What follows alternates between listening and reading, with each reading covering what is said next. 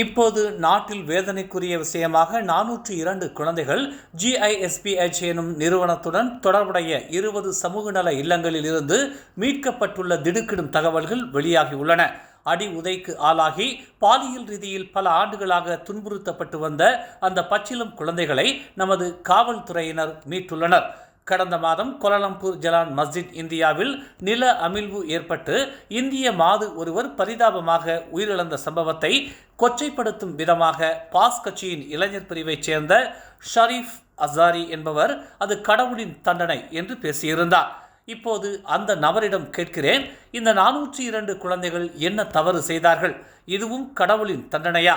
அந்த பச்சிளம் குழந்தைகளை அடித்து உதைத்து பாலியல் வன்கொடுமைகளுக்கு உட்படுத்திய ஜென்மங்கள் எல்லாம் கடவுளால் நியமிக்கப்பட்டவர்களா என மலேசிய அரிமா சங்கத்தின் தோற்றுனரும் ஓம்ஸ் அறவாரியத்தின் தலைவருமான ஓம்ஸ் பா தியாகராஜன் கேள்வி எழுப்பினார். உண்மையில் தெய்வத்துக்கு நிகரான அந்த பச்சிளம் குழந்தைகளை துன்புறுத்தியவர்கள் இறைவனுடைய ஆட்களாக இருக்கவே முடியாது.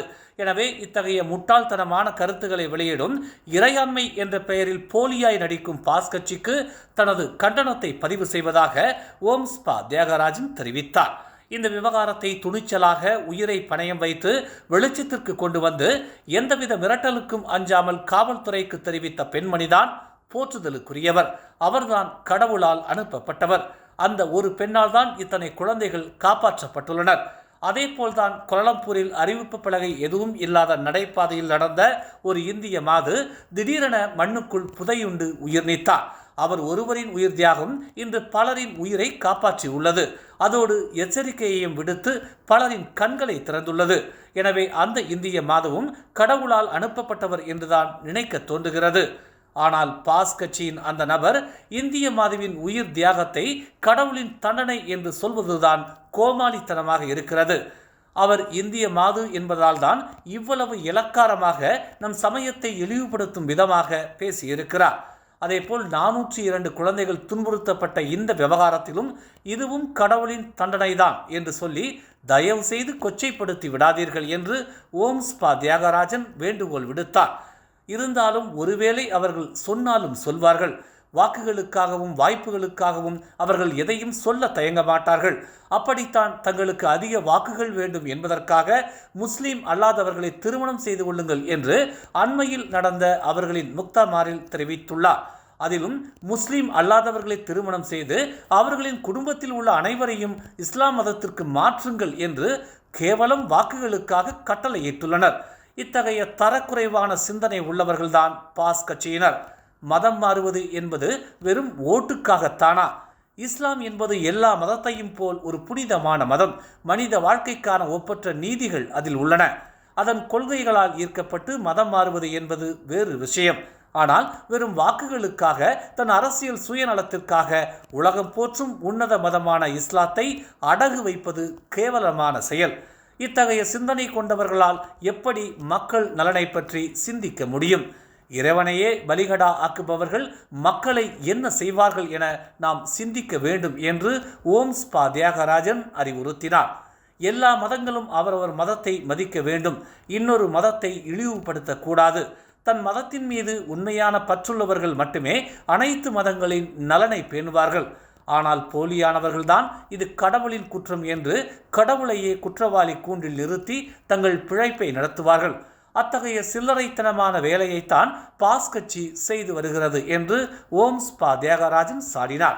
இந்நிலையில் 402 குழந்தைகள் விவகாரம் தொடர்பாக மாட்சிமை தங்கிய நமது மாமன்னர் குரல் கொடுத்திருப்பதும் உடனடியாக அதற்கு தக்க நடவடிக்கை எடுக்க வேண்டும் என்று வலியுறுத்தி இருப்பதும் நமது தேசத்தின் இறையாண்மையையும் நிலைத்தன்மையையும் காட்டுகிறது.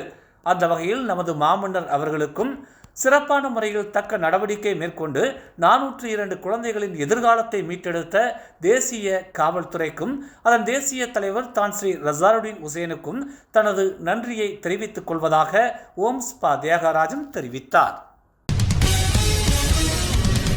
மாணவர்களுக்கான இலவச டியூசன் மடானி திட்டம் தொடங்கப்பட்டுள்ளதாக ஊத்தான் மெலிந்தாங் சட்டமன்ற உறுப்பினர் வசந்தி சின்னசாமி தெரிவித்துள்ளார். தேசிய மொழியும் ஆங்கிலமும் இலவசமாக பயிற்றுவிக்கப்படுவதாகவும் B40 தரப்பு மாணவர்களுக்கு இது ஒரு நல்ல வாய்ப்பாக அமைந்துள்ளதாகவும் அவர் தெரிவித்தார். தேசிய பள்ளி, தமிழ் பள்ளி, சீன பள்ளிகள் என அனைத்து மாணவர்களும் இதன் வழி பயன்பெற்று வருவதாக அவர் கூறினார்.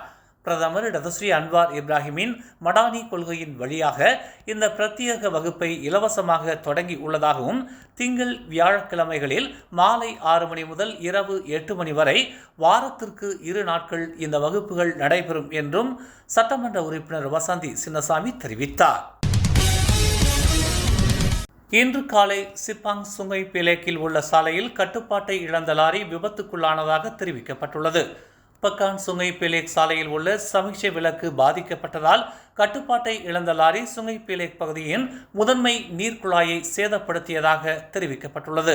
இதனால் சம்பந்தப்பட்ட பகுதியில் நீர் தட்டுப்பாடு நிலவுவதாகவும் செப்பாங் பொதுப்பணி ஆணையமான JKR செப்பாங் தெரிவித்துள்ளது. குடியிருப்பு வாசிகளின் சிரமத்தை உணர்ந்து சேதத்திற்கு உள்ளான நீர்க்குழாய்களை சீரமைப்பு செய்வதாக JKR செப்பாங் தெரிவித்துள்ளது. குடியிருப்பாளர்களின் நீர் தேவையை பூர்த்தி செய்ய சுங்கை பிலேக் பகுதியில் உள்ள குடிநீர் தொட்டிகளில் நீர் நிரப்பப்பட்டுள்ளதாக JKR சிப்பாங் தெரிவித்துள்ளது.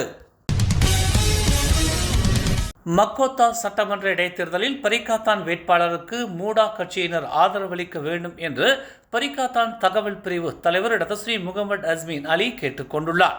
ஒற்றுமை கூட்டணியிலிருந்து மூடா கட்சியினர் பிரிந்த நாள் முதல் பரிகாத்தான் அவர்களுக்கு ஆதரவளித்து வருவதை மூடா கட்சியினர் நினைவில் கொண்டிருப்பதாகவும், அவர்களின் ஆதரவால் பரிகாத்தான் வேட்பாளர் மக்கோத்தா சட்டமன்றத்தில் இளைஞர்களின் வாக்குகளை பெற முடியும் என்றும் டதஸ்ரீ முகமது அஸ்மின் அலி வலியுறுத்தியுள்ளார். மலேசியா தனது சமூக பாதுகாப்பு சேவைகளை மேம்படுத்த செயற்கை நுண்ணறிவு உள்ளிட்ட அனைத்து நவீன தொழில்நுட்பங்களையும் பயன்படுத்தும் என்று துணை பிரதமர் டதஸ்ரீ ஃபடிலா யூசுப் தெரிவித்துள்ளார். சமூக பாதுகாப்பு மேலாண்மை சர்வதேச மாநாட்டில் நவீன தொழில்நுட்பங்களை ஏற்றுக்கொள்வது அனைவருக்கும் சிறந்த ஆதரவையும் பாதுகாப்பையும் வழங்கும் என்று அவர் தெரிவித்தார். நாட்டின் சமூக பாதுகாப்பு சேவைகளை நெறிப்படுத்த AI குறிப்பிடத்தக்க வாக்குறுதியையும் ஆற்றலையும் வழங்குகிறது. மேலும் அவை மிகவும் திறமையாகவும் பதிலளிக்கக்கூடியதாகவும் ஆக்குகிறது என்று அவர் கூறினார். மேலும் செய்திகளை தெரிந்து கொள்ள தமிழ் மலர் நாளிதழை பாருங்கள். எங்களோடு இணைந்திருக்க மலர் டிவியை பதிவு செய்து கொள்ளுங்கள். உறவுகள் மகிழ்ந்திட விருப்பம் மற்றும் பகிர்வு சேவையை சொடுக்கிடுங்கள்.